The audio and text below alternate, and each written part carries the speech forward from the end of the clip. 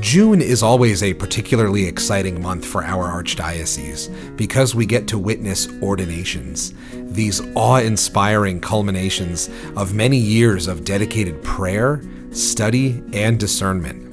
Just last Saturday, we witnessed the ordination to the transitional diaconate of Andres Galliano and Sean Yates, two men who listened to God's call, who are now one very big step closer to the priesthood.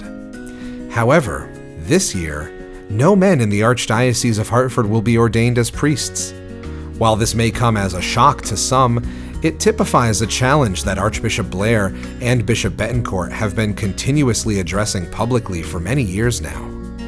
It is for our young people to make their discernment and consider whether the Lord is calling them to such a ministry, to represent Jesus, the Good Shepherd, faithfully and joyfully in his service. Between 1965 and 2015, a 50-year period, the Archdiocese has experienced an 88% decline in seminarians, a 65% decline in archdiocesan priests. Priests do not grow on the trees of the property of the Archdiocesan Pastoral Center, nor can they simply be continuously plucked from other countries where they are also needed.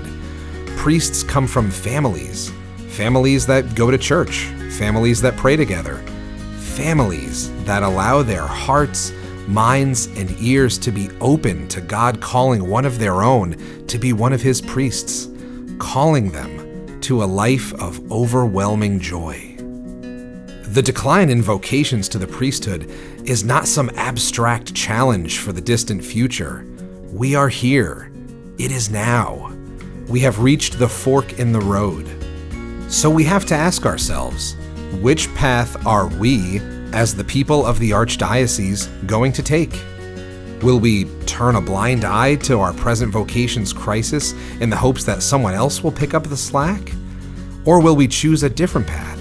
One where men and families of our Archdiocese rise to the occasion and disrupt the decline of men listening to God's call. So, throughout this month, we're going to explore these two paths. The current reality, where years without priestly ordinations are normalized, or the alternative path, where men throughout the Archdiocese open themselves to the joyful, exciting, virtuous, and courageous life of being a priest of God and a priest of our Archdiocese.